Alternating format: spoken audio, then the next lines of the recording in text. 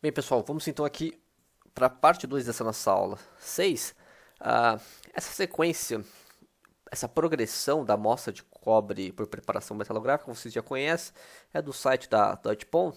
Então, lixa 120, 1200, polimento para o micro, né? Ainda tinha alguns risquinhos, mas faz aqui o ataque químico. A gente diz aqui, nesse ataque químico, a gente pode dizer que foi num tempo ideal, porque a microestrutura foi bem determinada aqui, né? Claro, um aumento baixo não dá para ver muito bem, precisaria de um aumento maior. Nesse caso, utilizou-se aqui uma solução aquosa saturada de cloreto de férrico, com algumas gotas de ácido clorídrico, tá? Vocês não precisam decorar isso. Isso aqui pode ser usado também para, por exemplo, aços inoxidáveis.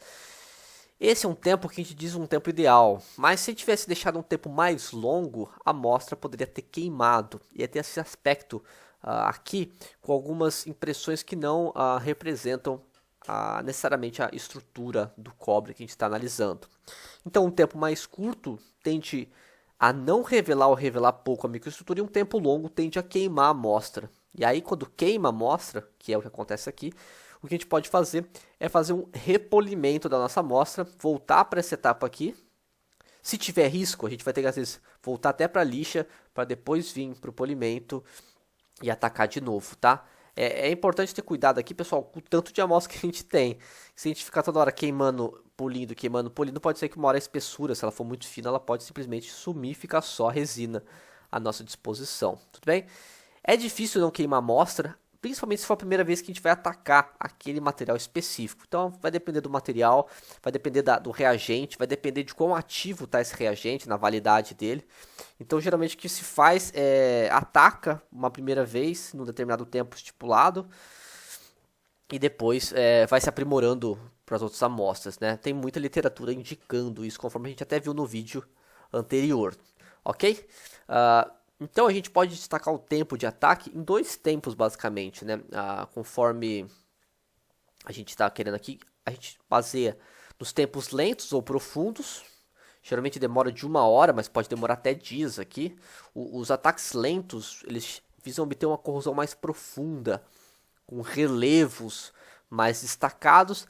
E a gente usa ataques lentos em amostras que geralmente não revelam muito bem. Já os ataques rápidos são superficiais, que são os tipos de ataques que a gente viu no vídeo, são os mais comuns, né? Eles são mais utilizados.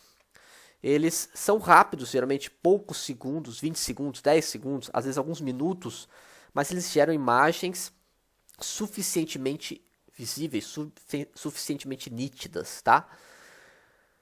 Então, por algumas vezes, as características vão ser melhor reveladas por tempos mais curtos, às vezes por tempos maiores. Isso vai depender de cada amostra que a gente está trabalhando, mas, com regra geral, a gente prefere os ataques mais curtos, ataques mais leves, tá? Mais superficiais, para observação em aumentos elevados.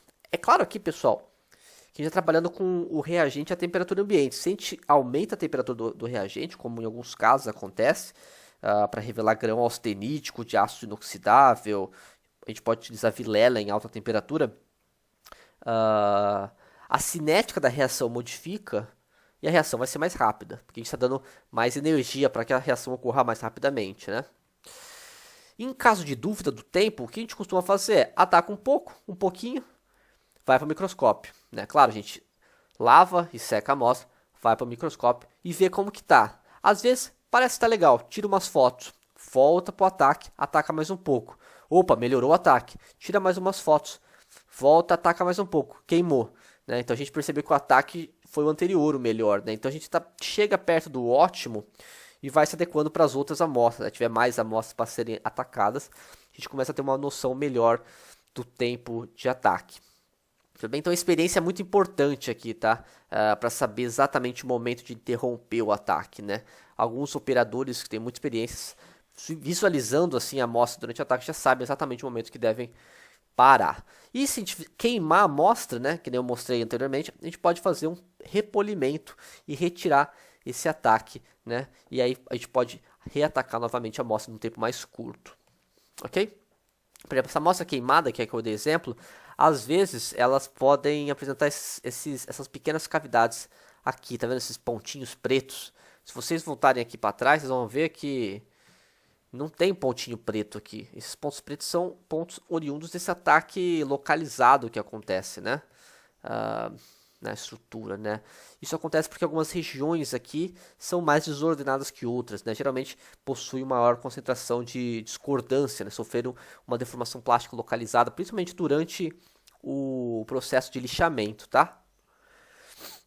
Então, quando a gente ataca a amostra em excesso, vai acontecer essas coisas, vai aparecer essas manchas, essas regiões queimadas que não representam características das amostras, a gente não tem nenhum interesse em observar isso, né? Então, quanto maior for o tempo de ataque, né, maior vai ser essa dimensão dessas cavidades e mais tempo até a gente vai ter que estar fazendo polimento para retirar esse ataque efetuado aqui, né? Então a gente lixa, vai polir, às vezes até tem que lixar para poder retirar essa camada atacada e, novamente, tomando cuidado com o tanto de amostra que a gente tem disponível, né? Espessura de amostra disponível, que pode ser que se a gente ficar lixando repetidamente ou polindo repetidamente, atacando, uma hora a amostra ela acaba e fica só a resina baquelite, né? O repolimento, ele também pode ser feito por uma outra ideia aqui, que é para melhorar a superfície visualizada, né? A gente ataca a amostra por um tempo mais longo, como se ela estivesse sendo queimada, tudo bem? E depois a gente faz um repolimento para realçar alguns aspectos microestruturais, tá? Que nos fornece a corrosão mais profunda desse tempo mais longo. Então a gente tem essa corrosão mais profunda, mas a parte que não foi tão profunda ela também está ali, então fica tudo queimado, não dá para ver. Mas uma vez que a gente faz um leve polimento, a gente tira o ataque só dessa região que não foi tão corroída, então gera um contraste visual bem bacana, né? Então pode realçar diversos contrastes decorrentes dos ataques, como por exemplo dessa figura 4.10, que a gente tem uma macrografia, no caso aqui, de um aro de solda, tá? Foi utilizado um ataque reativo de iodo. O que acontece quando você faz um repolimento? Ó? Então atacou bastante lá com o reativo de iodo e depois fez um repolimento. Percebe que gerou toda essa estrutura dendrítica aqui, né, que não dava para ver antes. E dá para ver uma separação, uma segunda camada aqui, né? A transição entre as duas camadas de metal depositado, que aqui a gente não consegue ver claramente. Então o repolimento pode também ser bastante bacana de ser utilizado aqui, mas ele tem que ser feito com cuidado e é difícil saber exatamente quando deve ser feito. E aqui novamente a experiência é muito importante, tá? De técnicos que são muito mais especializados. Aqui é a mesma coisa, então um ataque aqui com reativo de iodo, né, de dois trilhos caldeados, aqui unidos, aqui tem um trilho aqui na direita, caldeado no centro. Então você observa a zona termicamente afetada, né? Em volta aqui. Mas aqui você vai ver que tem todas essas fibras, né, do material na direção longitudinal, né? As fibras estão deformadas na região do caldeamento devido ao efeito da pressão aplicada, né? Isso você consegue apenas ver com o repolimento, que é uma coisa bem específica da preparação aqui, tudo bem? Quando a gente atacou a amostra e vai levar para o microscópio para a etapa de fotografia, antes de a gente começar a falar de microscópio, é ideal que a nossa amostra esteja plana e nivelada. A gente preparou ela para isso, né? Fez o lixamento, fez o polimento. Mas nem sempre isso vai acontecer, tá, pessoal? Principalmente por causa da resina, às vezes não está tão nivelada, ou alguma etapa do processo. A gente conseguiu deixar a superfície da amostra regular e plana, mas não todo o conjunto baquelite, resina mais amostra. Então a gente pode usar uma prensa, é bem comum até, usar uma prensa de nivelamento para a gente conseguir esse nivelamento, que nem sempre a gente consegue, né? Às vezes a gente põe no microscópio lá, a gente foca numa região e a gente anda um pouquinho para o lado e já desfoca, porque a amostra não está totalmente plana e nivelada, né? Então uma vez que a gente vai movendo a objetiva pela amostra, a gente percebe que ela está desfocada. Então a gente usa essa prensa de nivelamento para poder deixar ela mais plana e nivelada possível, né? Basicamente a gente pega uma massinha, olha só, uma massa de modelar dessas qualquer, coloca embaixo sobre o suporte, sobre uma lâmina de microscópio, coloca a amostra em cima, um papel para proteção, para evitar que ocorra arranhões, tanto na amostra polida quanto na amostra atacada. E a gente pressiona aqui, né? Tem um punção aqui, pressiona, a massinha vai tomar forma adequada, de forma a deixar todo o conjunto plano e nivelado. Tudo bem? Então é um dispositivo bem simples aqui, que a gente usa para manter a amostra o mais nivelada possível. Tudo bem?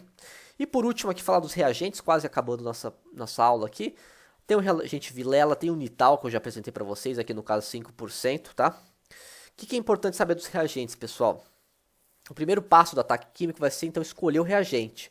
Mas é bem importante ressaltar que a gente está trabalhando com ácido aqui, né? E então, novamente, EPIs são importantes, tudo bem? Capela, luvas, óculos de proteção, jaleco, calça, é sempre importante não dar margem ao erro e se proteger nesses momentos, tá? Então, os aspectos tanto de segurança do trabalho quanto de cuidados ambientais aqui são possíveis, então é interessante se atentar ao descarte adequado, conforme eu já falei.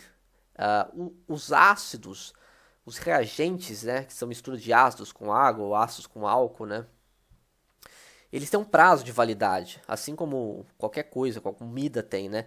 Então é bom estar atento ao prazo de validade porque ele deixa de ser ativo ou em sua totalidade ativo, né? Ou suficientemente ativo, vamos dizer assim. Isso influencia no tempo de ataque. Então, se o ácido já tem um tempo de vida, já foi aberto, ele vai perdendo sua atividade, o tempo de ataque vai aumentar, né? Ele não é tão potente que nem ele era anteriormente, tudo bem? Alguns ácidos podem ser apenas utilizados após a preparação imediata.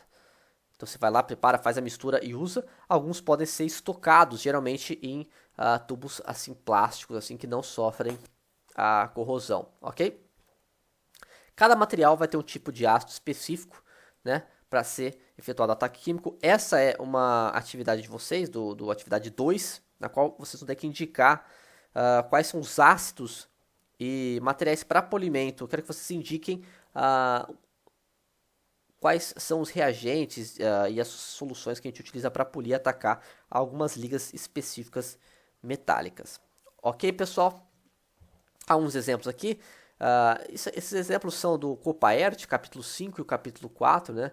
O capítulo 5 ele apresenta esses para micrografia. O capítulo 4 tem alguns ataques para macrografia, que não é tanto foco aqui.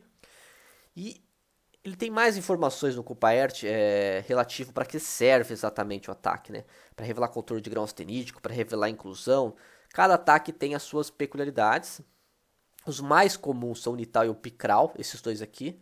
O Nital muito usado para aço baixo carbono e o Picral para alto carbono, né? A ideia aqui é revelar melhor no Picral o microconstituinte perlítico ou a cementita. O Nital não é tão bom nisso, mas o Nital revela bem o contorno de grão de aços baixo carbono. Eles têm as suas peculiaridades. Então, martensita, bainita, o Picral já revela melhor. Mas além disso, temos Berrara, Vilela, temos o Kellers aqui, que é um reagente para alumínio. Tem soluções para ligas de titânio. Isso vai depender de cada material, tá? Além disso, a gente pode fazer até ataques sequenciais. Ataca um pouco com o Nital e depois com o Picral.